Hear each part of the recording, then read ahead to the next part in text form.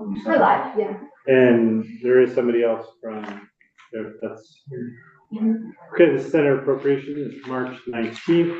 We're going over fiscal year 26 budget requests with the Office of Child, Family, Youth Advocate, is that right? Close enough. Somewhere close to that. I'm going to start telling people, you can just say the Child Advocate's Office. Child Advocate's Office. But yes, Child, Youth, and Family Advocate, the Office of the Child, Youth, and Family Advocate. Blame Senator Lyons for the name. Just kidding. OCYFA rolls off the tongue. Thank you. Thanks for having us. Matthew Bernstein, Child, Youth, and Family Advocate for the state of Vermont. I'm Lauren Higby, Deputy Advocate with OCYFA. And with us is Brenda Berry, who is, we are an independent office, which is a thing but not a thing in terms of budgetary stuff. And so Brenda and the AOA, we're situated within the AOA for administrative purposes, essentially. And Brenda is our amazing budget analyst. And Brenda, I don't know if you would mind starting us off with just sort of a summary of the numbers. Would that be okay? So completely up to the committee. I'm happy to try to help with whatever. Sorry. When you say the numbers, you want to like go through the ups and downs? Let me rephrase. Mr. Chair, what would be the most helpful? Would it be telling you all about what our office does? Would it be running through our budgetary numbers? I've submitted 2 documents, that neither of which are the per se budget. One, but both are informative. One is our annual report from 2024, and the other is a summary of a grant we recently got, which does pertain to our budget. I would love to tell you about that. I know we're short on time. Our budgetary request is essentially the 3% from the governor. The governor's recommend. The grant does bring additional money to our office, so that's why that is relevant. But I think whatever would be helpful. I did get an update from Senator Lyons on what the office was because I hadn't heard about it before, so she did explain it on the break. But just because we're limited on time, we focus on the numbers, and if we have time for questions or getting more into that, we can do that. So yeah, I think that you have a slide on the summary highlights. If you could go through those, that would be ideal. Then if there's anything on the ups and downs from last year that is noteworthy, that would be the second thing. Okay, so that was the question. You said it so much more articulately. Brenda, would you mind going through that slide? Yeah, I don't have it to put up there, but I don't know if somebody else, if they have it in there. I think we have it. Yeah. Okay, great. Yeah, I think the ups and downs is very standard. I don't think there's anything super noteworthy. They're very new, so everything, there's a bunch of changes, but they're basically to line up with what they're actually spending, because we weren't quite sure what that would be when they first started, because they didn't have an office and all that kind of thing. So basically they just are doing their 3% increase, and they met their needs. So there's not a lot that I think that's super noteworthy to talk about, unless somebody had some questions on there. Anything else you want to please do. Because it was 25, what year, just as that, have you had 2 full years of operation? We've had just barely 2 full years. So beginning of March of 2023 was when functionally the office, when I started to work, and then that sort of created the office, and then Lauren came. So we're still very new, and as Brenda said, we're kind of getting up to speed with truly what we do, right, in a budgetary sense, and how that goes into all the lines and the ups and downs that we're looking at. Okay. And did you have a question? No. Okay. And I assume the cost mainly yours is salaries. You're looking at the main cost right here. So it would be great just to hear briefly about the grant that you have and how, the work that you're doing. Thank you for asking. And one part of my question is, have you linked up, you're doing civil, legal, and child welfare, yeah. But have you linked up at all with the judiciary in terms of pre-trial or other services? Thank you for the question. We have, is the short answer to the last one. Good. So the grant is a federal grant. It's worth about $1 million over 5 years. To toot our own horn, this money would not be coming to Vermont if we didn't do the groundwork to make it happen. We cobbled together a team that includes DCF, right? For those that think we're adversarial to DCF, we're partnering very closely with them on this. It also includes the prosecutor, Chittenden County prosecutor. It includes some civil legal service partners, lived experience partners, and a PhD data scientist.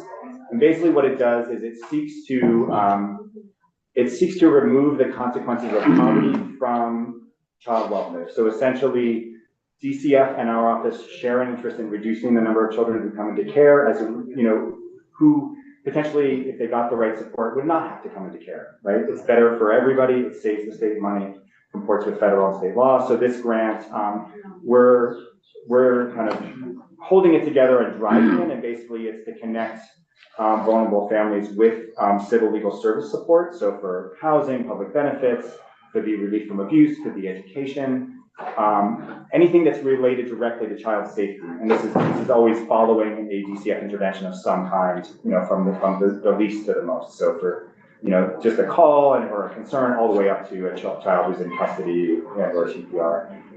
And so it's really exciting. It brings money. We are in the process right now. There's a lot of, it may not surprise you, there's a lot of paperwork to be done, but we are, it creates and you know, just to make you all aware too, we are hoping to create a limited service position for the whole 5 years. So it's limited service as in funded by the grant, which will coordinate referrals and really support our office's general operations, but it all flows into the grant.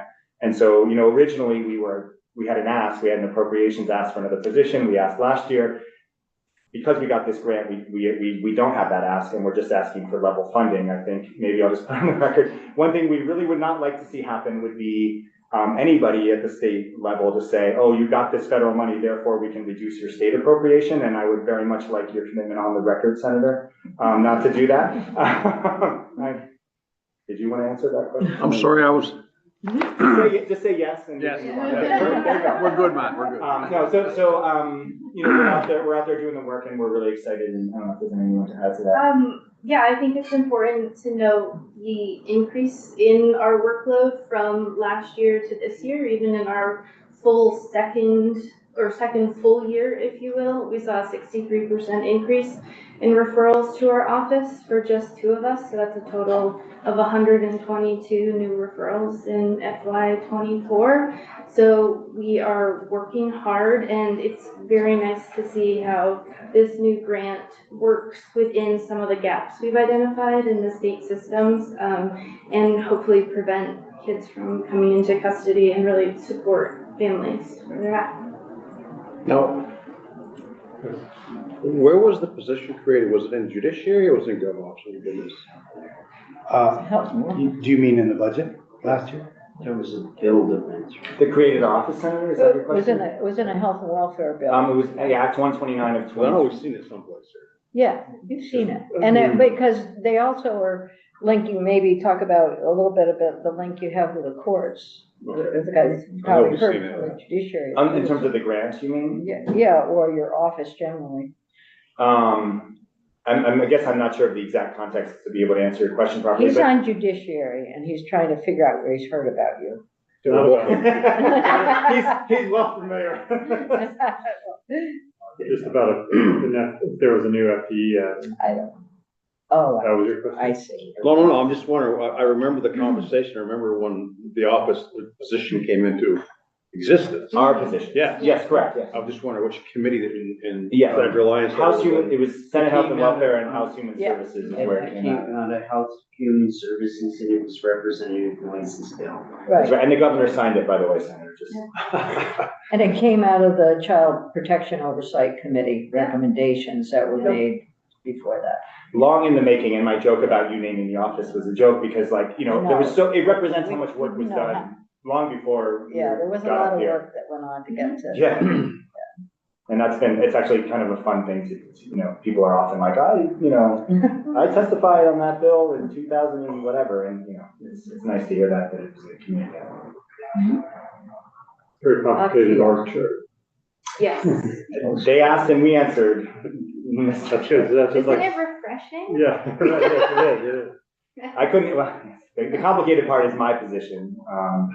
right, how it, but you all actually, you may not remember, but the governor nominates the advocate and then the Senate confirms. And it was a unanimous vote, so don't worry, none of you voted against my nomination. And you do an annual report, so that's in here if we want to look at it. Yes. And then And we have this, it's quite a nice report, and we have paper copies. We will happily bring one. okay, well, we have them here online, you can look at them, but if people want more information, they can contact you. But any other questions? The Office of Child Advocate? That's what I've got. That's good. You got these sessions. Okay, well, good, thanks for your Thanks for your time. time, very much appreciated. No. It's better than mine, which doesn't exist. S-126, are we ready to do S-126? Thanks for your. Yes, oh, yes. Center line? Oh, yeah. And it does. Awesome, thank you. Is that the one that Katie McGlenn? Well, it Yep, says Katie 126 is on the 36. agenda. Katie would like to do it at 3, and they'd like to do 126 first, because Okay. Katie's over at go. Well, I was doing 126 first because it's on the agenda first. Well, that's fine. It is. And we're here. And they're here. Oh, good, yeah, it's more complicated than that. So Jen, you can put that down. You all take care. Thank you.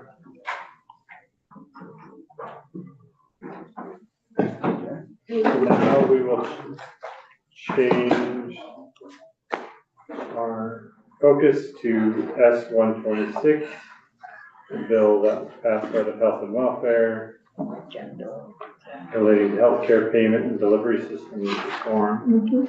So how would you like to do this center lines? Do you want to have? I'm happy to Council have walk Jen if you want to. I can introduce just briefly. Maybe you could tell us what problem we're solving and then Judge Council can tell us how you solve it. Cool.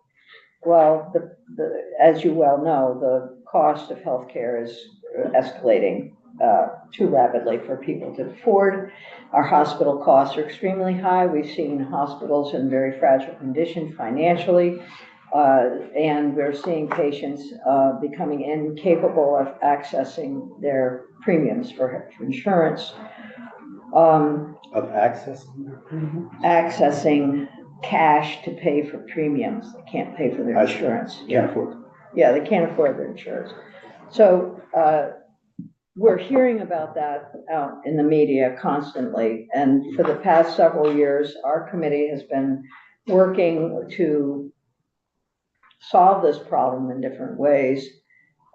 This bill is really, and I just want to say, we keep hearing about the problem. If you read the newspaper, we hear the problem. It's always the problem.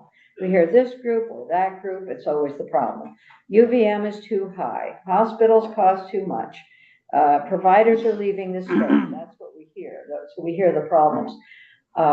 Last May, I decided I was tired of hearing about the problem and started working on this bill. And as you know, over the summer, there was a report that came out that hospitals were very concerned about. And so continuing to work with our committee, we have formulated a committee bill that begins to address, provide some solutions for the problem that we're hearing about. It's not going to do everything, but it will do many of the things that we would like to do, including changing payment, so to what's known as reference-based pricing for hospitals. We're trying to make the whole system a little more transparent, so there are pieces in the bill that offer transparency on pricing and payment. There is also opportunity for building a healthcare system in the state, finding the gaps, and we have found gaps, and building a system of care in the state that integrates our hospitals, our community-based services, so that patients can more efficiently move from one care facility to another and to find the services that they need. That's actually part of the work from Act 167 that we passed in 2022, and that was the report that came out in August. So there's a lot of work that's been going on preliminary to this bill. Though the bill includes the payment reform pieces, models, particularly for hospitals, moves from reference-based pricing to something known as global budgets, where there's that's a lot of work that has to happen on the part of the Green Mountain Care Board. There's also a significant amount of work on the part of the Agency of Human Services, both for that part of the bill, but also for the planning part of the bill to look at how to fill the gaps and integrate services across the state, fix our system, so to speak. And then there's another part of the bill relating to health information technology that, as you know, some of us are very familiar with having all of our data right there on a portal. We can access it. The reality is that not all providers and patients have that capacity to access information. So through one section of the bill, we're looking to integrate health clinical data and claims data to build a better system of access for patients and providers that will result in some efficiencies over time. But like anything where you're moving and changing a system, there are costs that need to be incurred, absolutely need to be incurred up front. So resources invested to stabilize our hospitals and to stabilize access to insurance. So there's a lot more in the bill. Obviously, when we start talking about reducing costs, we've heard in the news that you all know that services were taken out in this area. People were losing some mental health beds, maybe losing dialysis. And when you take those services out, patients suffer. So part of the work that is included in here is, as budgets are reviewed at the Green Mountain Care Board and evaluated, what we're trying to do is to make a connection between those budgets and reduction of budgets leading to some benefit to patients, and not a loss of services necessarily, but some restructuring. So there's a lot in the bill. But as I said before, it is something that we need to have some upfront investment. It is not insignificant. And so as Jen and Nolan are talking about it, you'll understand that there's a lot of money here. The Green Mountain Care Board will need some positions to go through reference-based pricing and global budgets. The Agency of Human Services will need support for the planning work that they're doing, and some modest amounts for the electronic medical records. So short and simple, there's a lot of work going on. The hospitals are working hard. We've had good participation in the committee from a long list of people, including our hospitals, including our providers, Green Mountain Care Board, Agency of Human Services, Office of Health Advocate, so that people are represented well in this. So you want me to keep going, or I can, No, I can stop, because I could go on for a long time. Yeah, well, I think that gives us a good understanding of all the work that we're doing. So, Kirby, if you just want to tell us the appropriations sections of the bill, what they do. Sure. I'm Jen Kirby from the Office of Legislative Counsel. So there is an appropriations section toward the end. It's on page 31 of 32, if you're looking at the bill as introduced.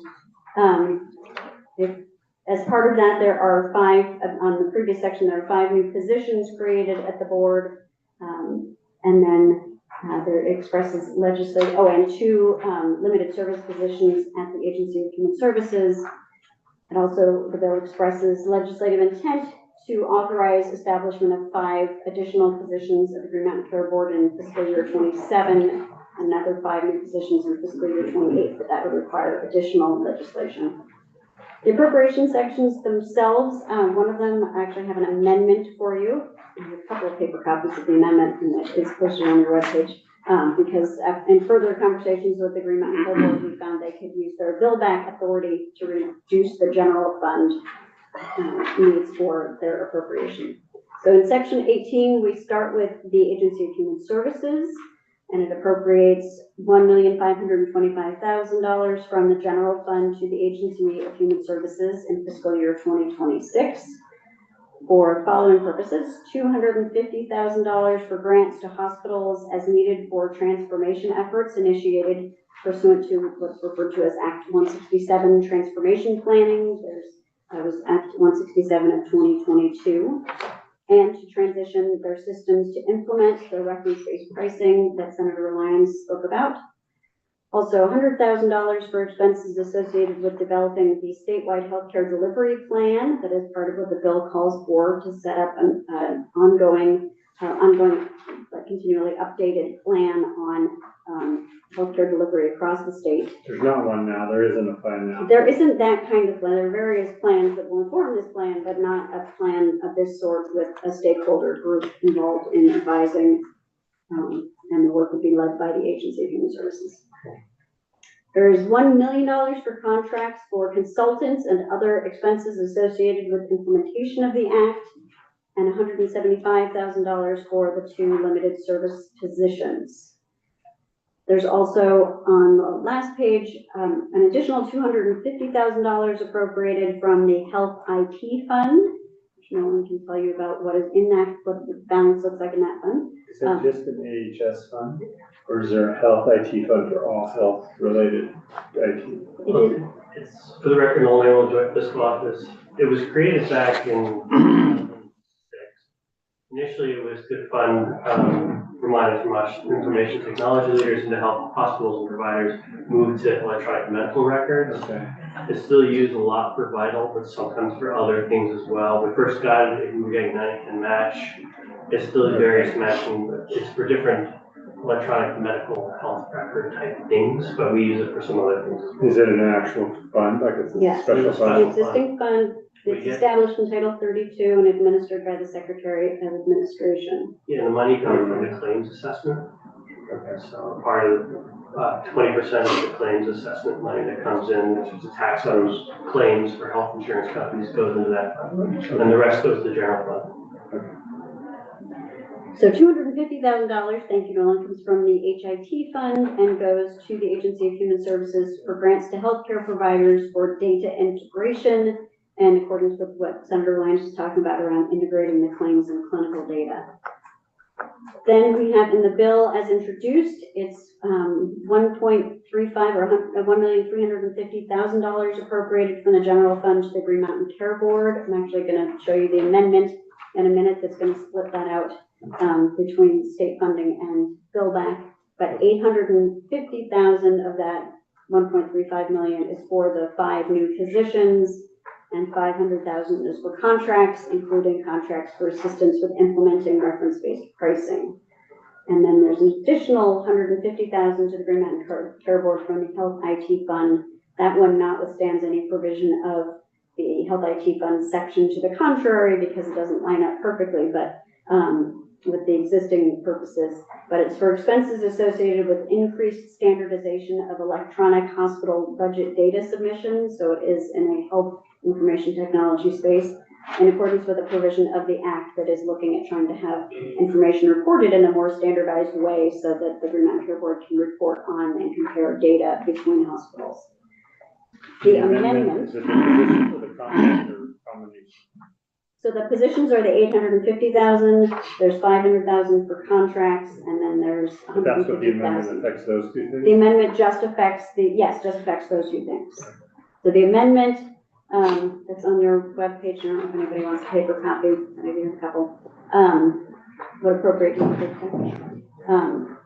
would swap out, Well, I think, it's online. yeah, Yeah, oh, you have yeah. It's copies. online, I brought a couple of copies. Okay. That is good. And it's online. So this is a possible, an amendment from this committee that would strike out just subsection C, that 1.35 million appropriation in its entirety, and insert in lieu thereof a new subsection C that would still appropriate 1.35 million to the Green Mountain Care Board, but not specifically from the general fund, because the fund's breakout comes below. So, and it's still for those same uses, 850,000 for the positions and 500,000 for contracts. But then of the funds appropriated in subdivision 1, 540,000, so 40%, is appropriated from the general fund, and this remaining 60% is appropriated from the Green Mountain Care Board Regulatory and Administrative Fund, which is where the money from their billback authority, the Green Mountain Care Board's billback authority, goes. The board has the ability to bill back to the regulated industries for expenses of the board, and it's a 60-40 split, 60% industry, 40% state. So this reflects the 40% state and the 60% industry as deposited in the Green Mountain Care Board Regulatory and Administrative Fund. Okay. Any questions? Village Council, Senator Norris? Yeah, being not that familiar with this, Jen, how many positions do they presently have right now at Green Mountain Care Board? I don't recall, but I know that it's in their budget presentation. I want to say it's like 20 or 30. Yeah, It's 20, So, 2025. and how many more positions are we going to be creating in the next 2 to 3 years So here? this creates 5, and it expresses intent to create another 10 over the next 2 years. So 5. 15 on top of what they have already. I think a combination of a couple of things. One is that they are currently under-resourced per their testimony for the work that they are already doing, and there's a significant amount being added both by this and by the potential for the HEAD model, which is a model we have, through the governor's office and Agency of Human Services and Green Mountain Care Board, at least tentatively entered into an agreement with the federal government to implement a payment reform model involving Medicare. Are these positions for the head model? That's up to No, that's even more. really not that, these. right. These are really targeted at the work that is happening here. I think you have a couple in the budget, right, and that are proposed in the budget Yes. that are for the Right. HEAD model. Yeah. The ahead, right. There's 2 in the, no, 3 in the budget for the head model, although they said they need 5. And if they don't get 5, they're not going to sign on to the head model. There are some, I mean, some of the work that the HEAD model does aligns with what is in the bill. So the idea of pursuing global hospital budgets is something that's part of the HEAD model. And there would be positions that would work on global budgets. Whether we go ahead with the HEAD model or not will affect whether Medicare is included in those global hospital budgets. But the language expresses, the language directs the board to go ahead and start doing global hospital budgets with whatever payers we have control over. But they testified that they don't have the resources to do this work currently.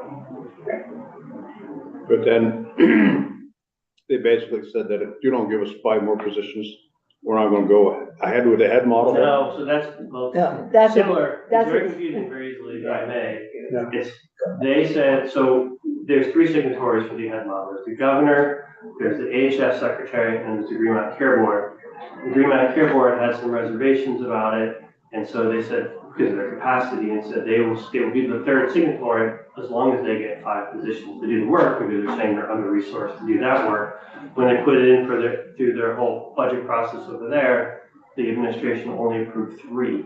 So they did ask us to provide 2. That's separate from this, although to Jen's point, there's some overlap. But this 5 is not part of that 2. Do you know, can you say how much of the 5 is around the reference price? The, Pricing, or that's? Well, there are, the positions that they have asked for in section 17 are a director of global budgets, a project manager of global budgets, a director of reference-based pricing, a project manager of reference-based pricing, and a staff attorney. So we're assuming there's only 2 of those for reference-based pricing? I think we can assume there By are title? two that are specifically leading the reference-based pricing, but I think a lot of the work that the board does implicates other staff members as well. Okay, Senator. Oh, well, just, you had mentioned staff attorney. I wondered if that was also under the heading of reference-based pricing, but maybe that's just a separate. I think not, I don't know that it specifically is, I think the amount of regulatory work that requires attorneys is expanding under the bill. One of the things that the bill does is it does increase the regulatory authority. For example, it will allow for them to evaluate the Vermont, the health network for UVM health network. That's one. And then it will also allow for them to build reference-based pricing and global budgeting. And there's obviously going to be some legal work associated with that. And the building the reference-based pricing, you think, oh, it's simple. We're just going to do this and this. But the reality is working with 14 hospitals across the state, each one may be different. And then as you move forward on payment reform, moving into global budgets and how to appropriate money for specialty services, primary care, services affiliated and non-affiliated with a hospital is a lot of work. We're investing in something that should help our state. And on the peripheral, there's another bill, S63, which is not coming here. It went across the hall. That changed some of the regulatory duties to try to actually take some of the work off of their plate. Doing everything at once. So it's trying to take, that's a different bill, but you might soon see on the agreement on care board regulatory bill on your floor next week. That's Also actually one through Yeah, right. Senator Douglas is presenting that next week, I think. Because, I remember talking to the care board about that commission. Yeah. So Nolan, do you want to present the fiscal note? There's no other questions for Jen? Can I ask the question, are we sure the ahead model is going ahead? No, we're not. We did hear recently from CMS that they're looking favorably at it. That we're looking favorably at the head model. They may want to change some of the conditions within the contract that we have. For example, one of the words, the acronym ahead includes the word equity.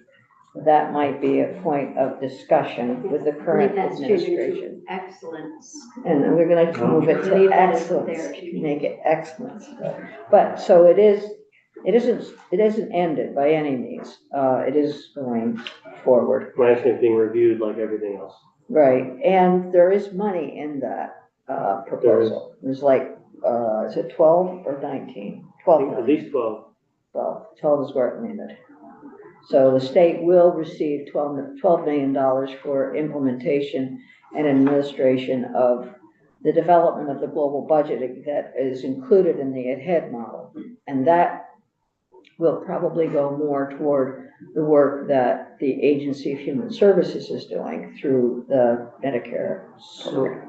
So my question, is this proposal ahead of the budget? Is this? No. Which one? Well, we got this amendment. Well, the amendment just lowers the amount, but the whole bill has $3.2 million. I understand that, but are you suggesting that we not consider this in the context of the budget? Are you going to put this out in front of that? I totally get where you're coming from and don't have, and understand that if the ahead model goes ahead and all of this goes. It's not gonna do half of what's here. I totally get that. Okay. But if I'm looking at, resolutions that have gone through Congress that say we're gonna have $880 billion worth of cuts in Medicaid, and we signed the ahead model during the Biden administration, and I'm not really sure how that all comes together. I'm totally willing to move ahead with the framework, but I'm not willing to put the dollars to all of this until I have a better picture of the overall toward the end of the session where this all fits with what's coming down. Let's go back to what we did in the BAA, where we took $10 million and we put it toward healthcare stabilization. That money is going for 1 year to help FQHCs and hospitals stabilize for 1 year. What we're putting in here is going to begin to stabilize the entire system so that we don't have to invest $10 million every year to stabilize hospitals. Right now, I forget the number, there are 4 or 5 hospitals that are absolutely, totally in the red, ready to fold. And I can name them for you, but I won't. I'm saying that sometimes we're become penny wise and pound foolish if we don't invest up front. And I felt the same way you do when we started looking at this thing and thinking, oh, good, all we need to do is just get every hospital with a financial plan and they can go ahead. We've tried that 2 or 3 sessions in a row. The Green Mountain Care Board has worked on getting hospital to have financial stabilization plans. So we are at the edge of a cliff with our healthcare providers. I'm not questioning. I understand. I'm not I questioning understand. that. I'm very I get it. anxious about what the whole field and everything's gonna look like. Mm-hmm. And So the fiscal note isn't complicated, it's the positions, it's the contractors, it's these transformation grants to the hospitals. Oh. And that's about it, and some data integration. This is money for the providers, which is the hospitals. It's the hospital transformation grants to help hospitals. No, I mean about the data integration grants to providers. Is that money to the hospitals, or who's that to? Who is that to? That goes to AHS for Vital and those guys working together. HIE to work together with hospitals and with other providers to build a system of integrated claims and clinical Vital data. system is run by AHS? Or is it It'll be under AHS. Under Vital. That's the whole, Vital is the system we use for all health. Well, yeah. Vital's a nonprofit, Just sort of quasi-public that we state contracts with to sort of spearhead a lot of the electronic medical records. They operate the health information exchange. Okay. Yeah. Okay. So I know what this looks like. Yeah, no, it's a lot of money, and that Yeah. gives people pause, but I think I'm glad you did the work. I would not think, we definitely have to take the appropriations out and look at it as the whole budget. And we'll, evaluate it. I would just say, I just think when we put together the budget in April or in early May, we will have a better handle on what's going on. I understand. From the feds and pulling, I totally understand the financial difficulty of the hospitals, and I totally understand where the Green Mountain Care Board sits in that whole piece. It's just, I just don't know what's gonna happen to us if they're passing resolutions saying they wanna cut 880 billion from Medicaid. Well, what I've learned in reading through, there are 2 potential Republican bills in the US Congress, House of Representatives. One of those will look at our QHPs, our Affordable Care Act plans, and reduce our costs, I hope I don't get them backwards, by 25%. The other bill will reduce our income by 16.7%. So it's a real issue, but those are bills that are now in Congress. They haven't been passed yet. So in the meantime, and I am not blind to what you're saying. It's been in my head the entire time that we've been going through this bill. What do? We see everything that's going on in our state. We hear about it all the time. We know that it's lopsided right now, that there is at least one organization that has much more revenue and support than any other in the state. We're trying to balance that out, and this is the way to do it. You know, so I understand, yeah, I but I'm totally just get telling your you, efforts. I am not ignorant of what you're saying. I know you're not, and I'm not, that's not, Challenging. but you don't hear me criticizing No, I know. your bill. But I'm just saying is, I don't know what the ground is. Oh, no, I get And it, I'm I get it. I'm not gonna hang my Based on, hat. do you have a question, Sarah? Well, I guess, I'm wondering if you have, information that maybe I don't have. Like, what I'm worried about is that we may not have a better picture. Like, I guess I'm wondering about the federal timelines and like, will we actually have a better picture by the time? I don't think any of us Right. can tell that, but Right, I right. do think when we pull our spending together at the end of the budget, closer to the time, we might have a better idea in a month or in a month and a half. But I'm just reluctant to put the dollars with this before we balance it out against the whole rest of the budget. And this clearly will be something that we definitely have to talk to as we put together our spending. Well, I would, based on that, unless you want to have more discussion, I would entertain a motion to move it with the amendment that was suggested by Health and Welfare and amendment to withdraw the appropriation. If I can interject real quick, if you're gonna strip the spending out, then do they even need the amendment? No, we don't need this. No, that's an amendment from appropriations. Right, this is an appropriation. They're looking at the bill as introduced, $2 just introduced. I will See direction on what you're looking I'm at. sorry. So, one more thing to say, because you were gonna say something more important. But you usually do, I just need okay. to know what you want. So, But we don't need the amendment if we're gonna take out the appropriation, so we would figure that, fix That's what that I'm later. saying. but right now, in the budget that is being worked on Yeah, over there, there are 2 positions or 3 positions that The were governor's recommended in recommend. the governor's budget, recommend for, Three.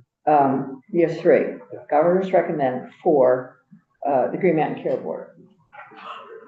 We added, I think that we should very much consider what we can do. I hear you when we get the budget, but the House doesn't have this bill. I'm very concerned that we not do the work that's here. I will not accept responsibility for problems going forward. I just have to say, that's it. so, I'm done. so how does they do that when they, I guess that's just what happens in the conference committee, if they get if they figured their budget and then they get an appropriations bill after that, they just have to deal. It becomes part of your budget construct, Right. again, the conversation we had before. So that's Yeah. a point I was just wondering about. We probably do want to take out the position, because if you leave the position in, but then take the money out, that's a problem. Yeah, I would keep the money and the positions together. But again, it becomes part of your budget construct, it becomes part of your consideration when the budget comes over. And then it gets resolved in the conference. And it's also the AHS that's here, it's not just. So I'm looking for a motion that amends. I'm not ready to make a motion here. Okay. I don't have the luxury of being on top of what's happening in the medical field. All I know is what I read or what I hear. You know, like in Franklin County, I guess Northwest can say, well, we're lucky we only lost $3.4 million this past year. But I know that Blue Cross Blue Shield has issues, and I know many other hospitals have issues. The QHCs, the FQHCs are having issues here, and I have to go along with it. I'm concerned about what direction we're moving in, because I don't have the expertise or the years of experience you have with. I want to support this, but I'm not quite sure that I can, not having all that knowledge that you have. It's okay. Well, no, it's not Yeah. okay. No, I mean, if it's the right thing to do, I want to do it, The okay? thing is that, the bill will be presented on the floor. It will be presented with all the work that has to be done and what's needed to support that work. We can't do any better than that. We are the Appropriations Committee. I expected that, we're gonna pull the money out. So But You know, that's the only it's thing. the typical, usual process. Yep. My concern is that we allow for the decision-making at the federal government to really interrupt progress that we can make. I mean, it could be that there's less money here because based on what we hear from Washington, I don't know that. I've tried to put myself in a position of not allowing the noise to intervene in what we need to do to save our providers. And when I include in that our primary care docs who are leaving the state, as well as our hospitals. So I could probably vote favorably to move the bill forward, less the appropriations, to get it on the floor so we can have that discussion. Yeah, it's good. That I'm lacking. Yeah. And often people in this committee would say, I'm willing to vote yes to move it to the floor, but it's not a guarantee I will vote yes on the floor. And that's where I am. Yeah, that's fair. Well, I certainly think the vehicle needs to move ahead. Yeah. And we need to have that conversation. I'm just not in a position where, you know, what's going on Yeah. in, we've expanded Medicaid so much further than most states in the country that you know, and I may not know at the end of April or early May what it is, but I can't know less than I know now. We're actually better off. We're actually better off. We're one of the better off states in terms of what could happen with those bills I was talking about. Let the record show that I agree with Senator Westman 100%. Oh, no, boy. On which issue that he won't know. That he couldn't know that. Let me also say that I support Ginny's bill 1,000%. And so I'm comfortable, but as the chair said, Yeah. that it is not an uncommon thing for people to vote yes and then reconsider their vote on the floor. Or it's not even reconsidered, it's a totally different vote. Yeah. Yeah. So what are we gonna vote? So we're looking for a motion that moves the bill favorably with the positions and the appropriations removed. Well, you can vote for that on the Well, I need a motion first. I can vote for that on the floor too. I don't have any problems with it. Yeah. Okay. Okay, so moved by Senator Watson. Any other discussion on this? Oh, we are, our assistant clerk is. Okay, what happens if I vote no? Then that's not a good thing. I'm gonna vote, I have to vote yes because I mean, you I. could go vote no with explanation and then also explain it. No, I'm You just- might need an amendment, Jen. Yes, you will need me to draft you an amendment. Yes, that's true. But we're voting under the understanding that we understand what the amendment is, but. Just make sure you. And right, and it's not additional to the amendment you already drafted, about changing the dollars. No. It's just striking those sections. An understanding? Okay. Well- Are people clear what they're voting? Yes, but I question the authority of the assistant clerk. He was deputized by the chair to have all Everybody was in powers and favor. responsibilities of a fully legitimate clerk. Not to say that he's an illegitimate clerk, but he does have powers of a legitimate. So the clerk that's all right. Senator Norris. Senator Watson. Yes. Senator Lyons. So, can I ask you a question? If I vote no on this, and where's my parliamentarian? If I vote no on this, then I can't work on the bill? No, you can. No, You can be on the absolutely. conference committee if you vote no on the bill. That's the only. Oh, And the conference committee wouldn't be from appropriations. It'd be Well, from- you're moving your vehicle and your vehicle, It would be weird to vote. hopefully, we're yes, gonna have the okay, money in the okay. budget. I'll vote If- yes, but I will You shouldn't take speak two very votes. strongly I on. mean, you probably should take two But- votes. One vote to strip out the money, And the other one. one vote moved for an it up. amendment that strips out the money. and then Senator another Westman, vote yes, Senator Birchley. Yes, To move the bill as amended. and Oh. you could vote. We could do that, but let's do that. What are you laughing at? I'm unconstitutionally being refused the right to vote by the clerk. Would you like to vote? Are you gonna be nice or are you gonna? I'll be nice. All right. Bruce. Yes. So So I voted no on taking the money out and yes on the bill.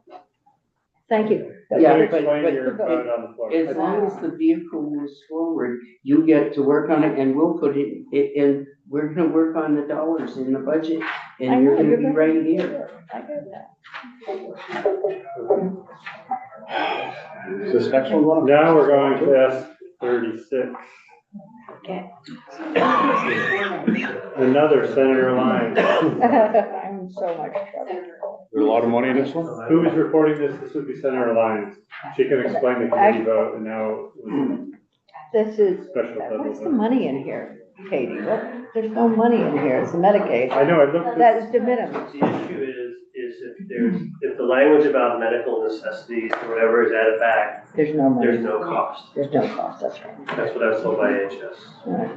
We're going That's why forward it's with not it. this one, because I'm assuming that language as well. Okay, there's an amendment. We have an amendment that I am offering on behalf of my committee that changes the language to include the phrase medically necessary within the bill. Okay. So, and it is Well, in do we want to hear from Katie? Yeah, about let's hear from Katie because she will explain it perfectly. And Senator Hart is reporting this bill on the floor. Okay, yeah, Hello. welcome. So if you could just explain what the potential appropriations sections are.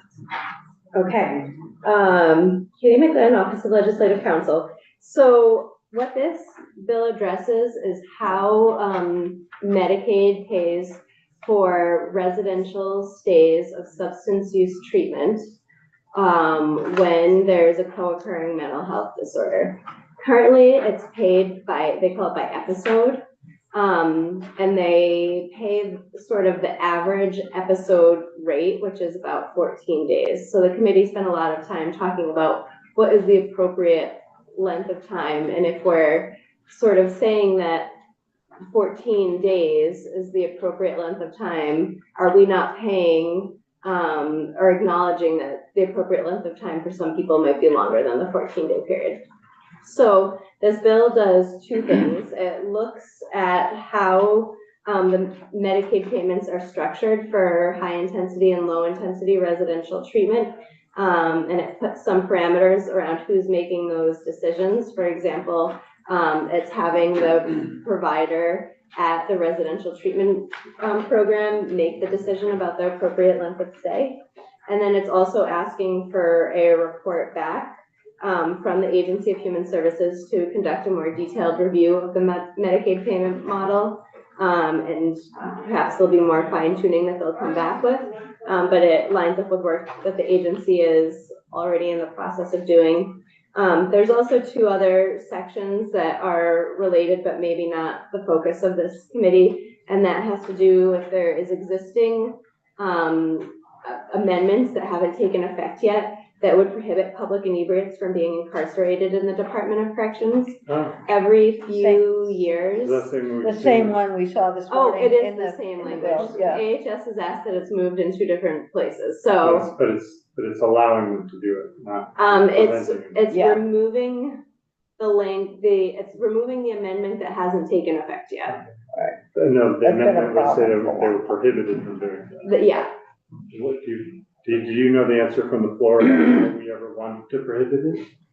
I don't. I will tell you that this, you know the answer, this language has been. I remember the conversation that it's really difficult to decide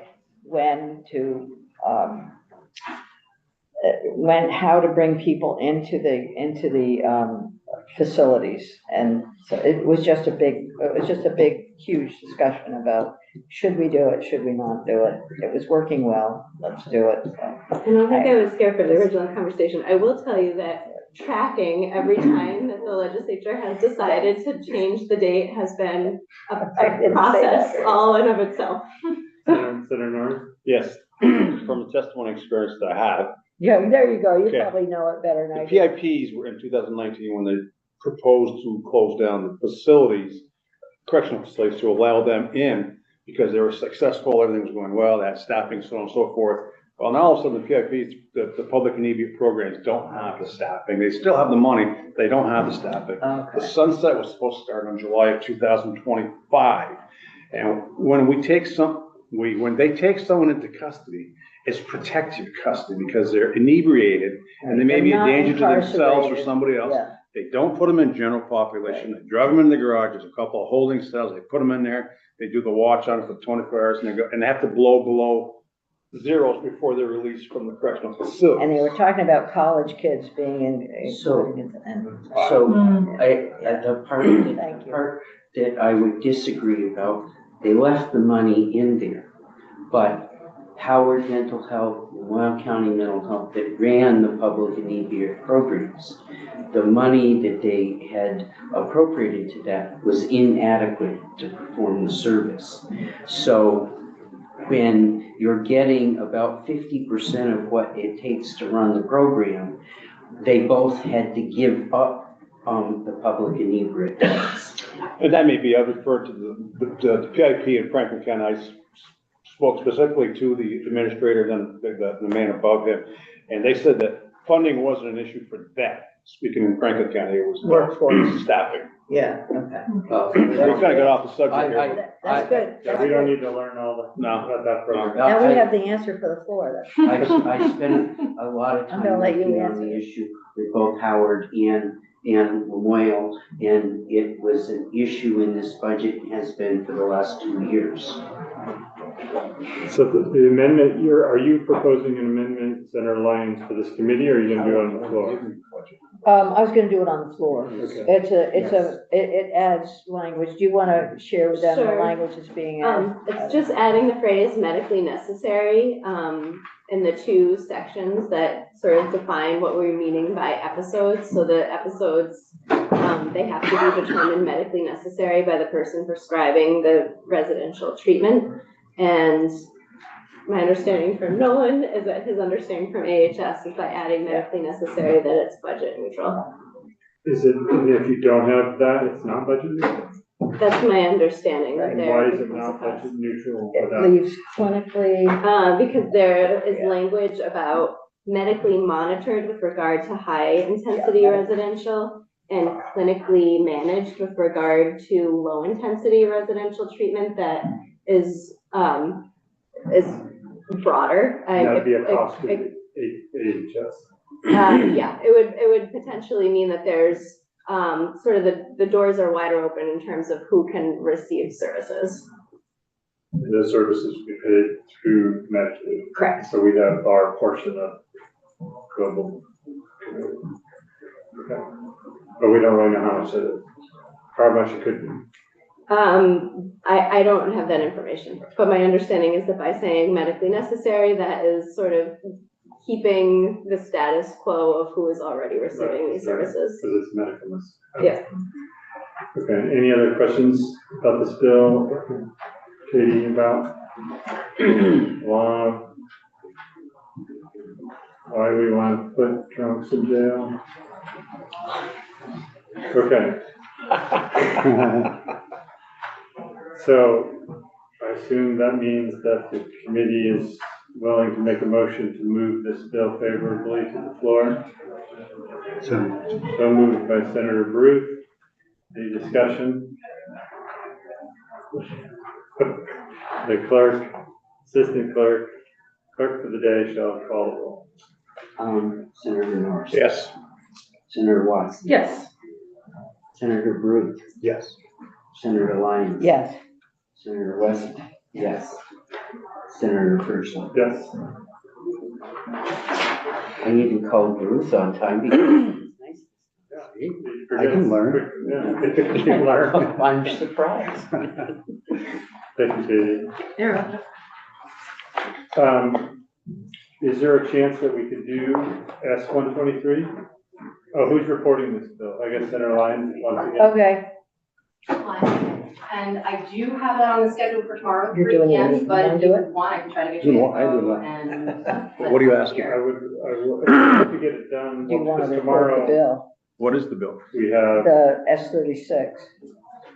Are we coming on the floor after the? Yes. I don't know. I'd have to look at it. Sessions at 10, and then No, we're on we the just floor like approved. Joint 11. session's at 10:30. Oh, as far as We agree. repealing, taking the sunset. We're on the floor at 10. I mean, Joint if there's session a question, 10:30. Probably go till Yeah, I'm not- at least 11:30. I'm gonna say, we then just come answered back that to the yesterday, floor. or whatever that, yeah. All right, me, that way. 11:30 till- But it won't cut into our time. Won't be past one. I mean, I suppose it could be a little, but I wouldn't. Right. And so, yeah, Thursday.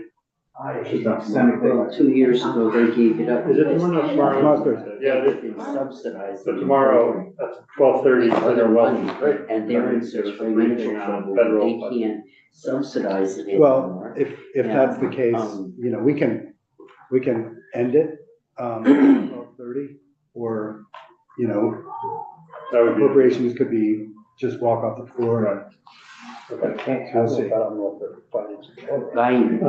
You know, I did promise. I think they've given Peter up here. because Yeah, we have to be here. the year by this 12:30, I year, think. you know, we've been talking No, shaking at the town.